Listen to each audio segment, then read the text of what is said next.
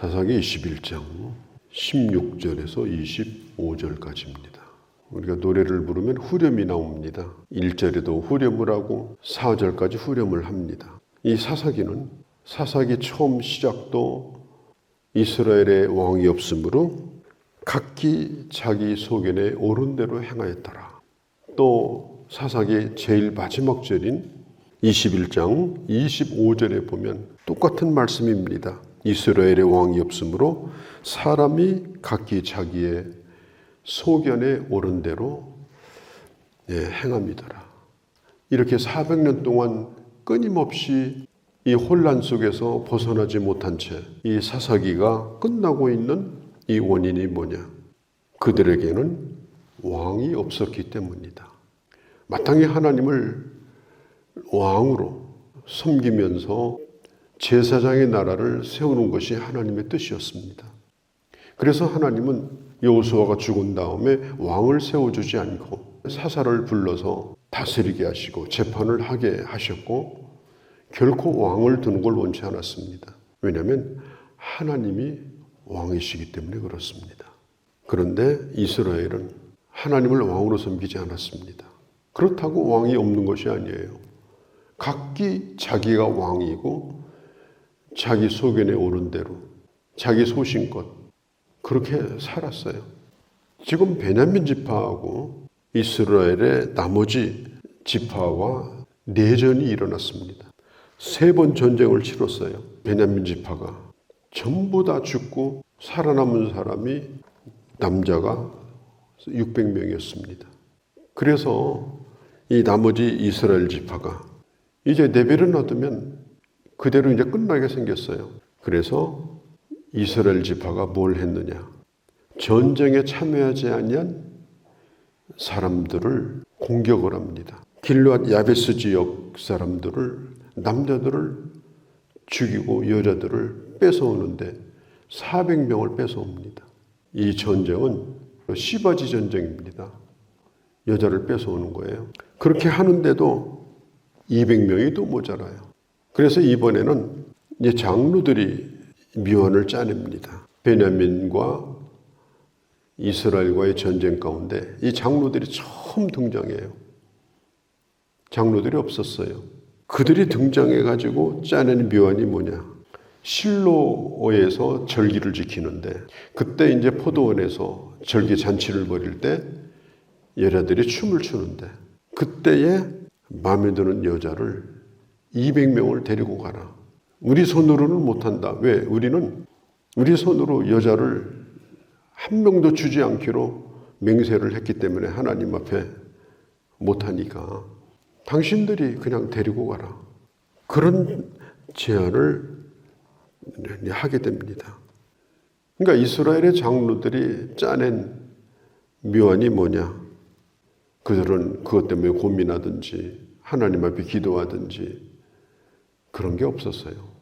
없으면 잡아오지 뭐. 없으면 그냥 데려가. 이제 그런 얘기입니다.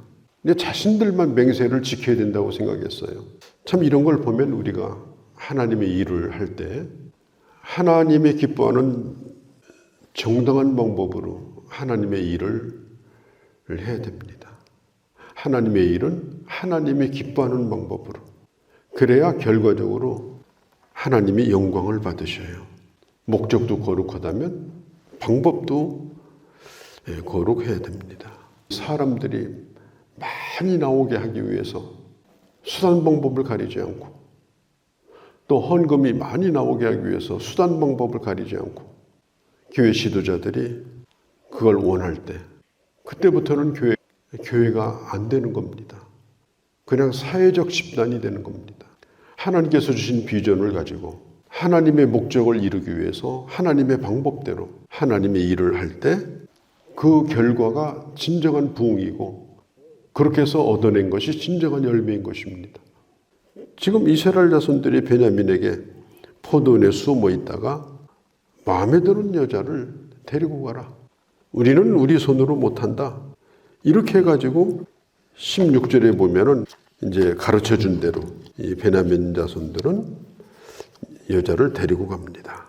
그리고 다시 재건을 해가지고 또 자손을 일으키는 이런 장면이 나오고, 또 그들은 있던 자리로 24절에 보면 이스라엘 지파는 있던 자리로 다시 일상으로 돌아갑니다. 돌아가서 뭐 했느냐? 전에 하던 대로 엄청난 내전을 겪으면서 뭘 배웠는지, 어떤 걸 하나님이 기뻐하는지 이런 게 없어요. 배운 게 없습니다. 그냥 끝까지 인간적인 방법으로 이 문제를 마무리를 짓고, 아주 지극히 인간적인 방법으로 마무리를 짓고, 자기가 기준이 돼서 일을 끝내고, 이제 다 잘 됐다, 끝냈다. 그리고 돌아가서 이제까지 하던 방법대로 또 살아가는 거예요. 그래서 25절이 끝을 맺습니다.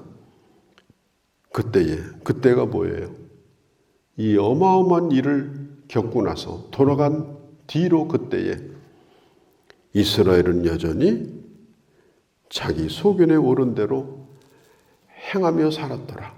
그리고 이 사사기가 끝이 나는 것입니다. 그러니까 사사기 역사의 이 400년의 혼란의 원인이 뭐냐? 이 키가 뭐냐?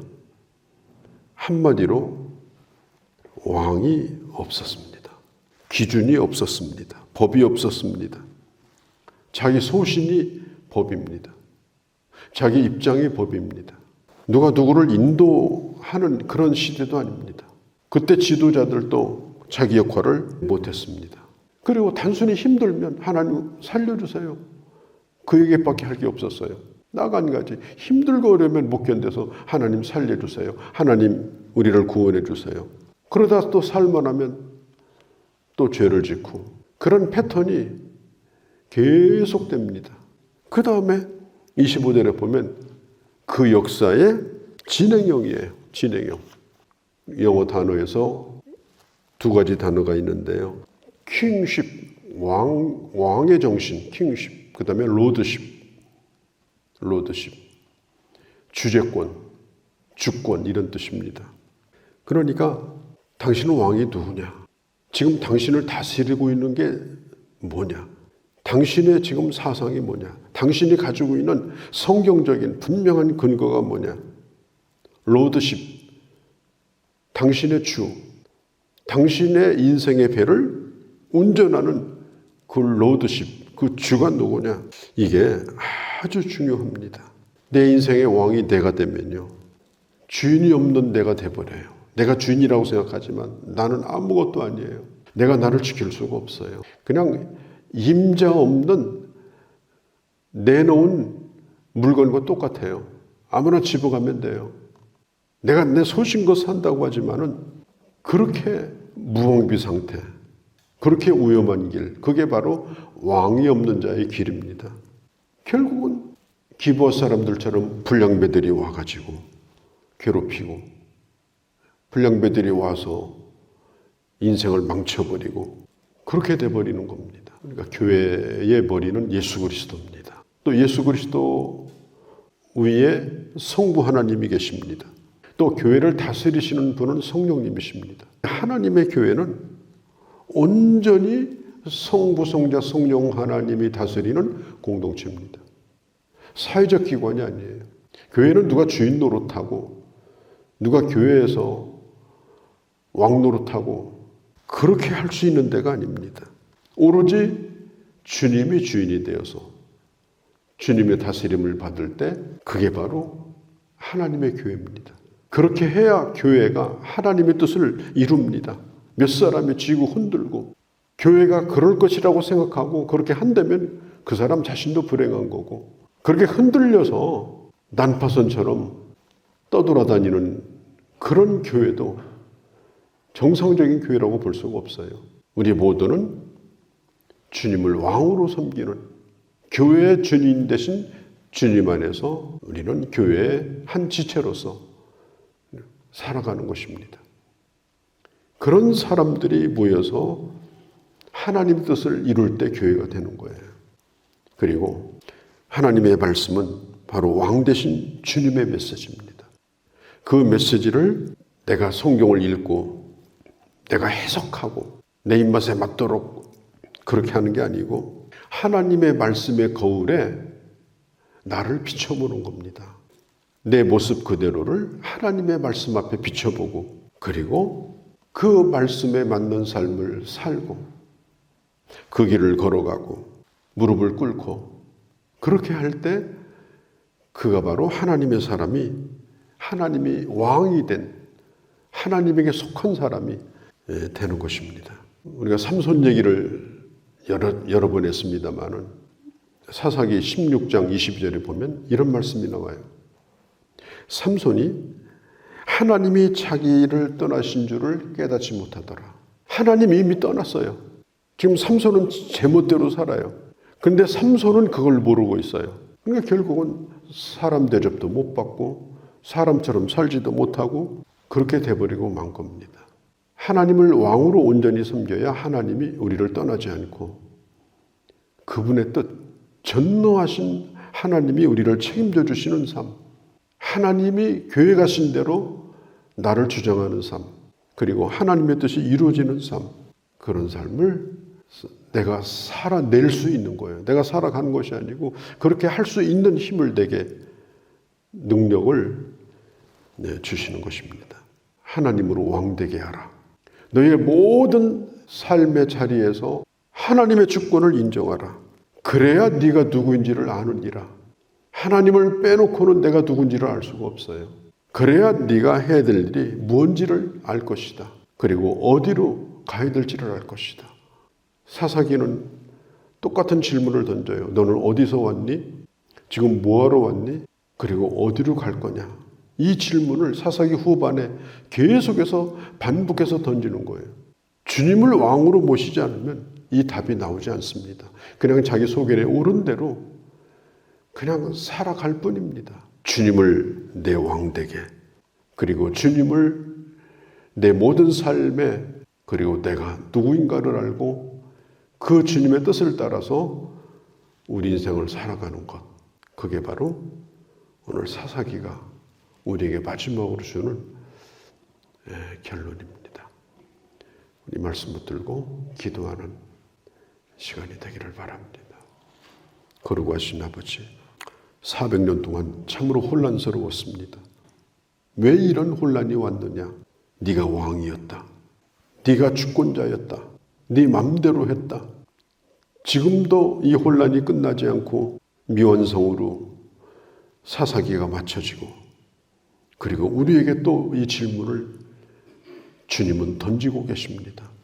왕으로 왕되게 하라.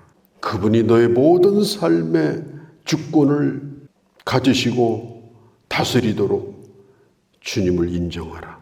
네가 누구이며 지금 왜 여기에 있으며 어디로 가야 될지를 분명히 알고 그리고 그 길을 가라고 말씀하시는 주님.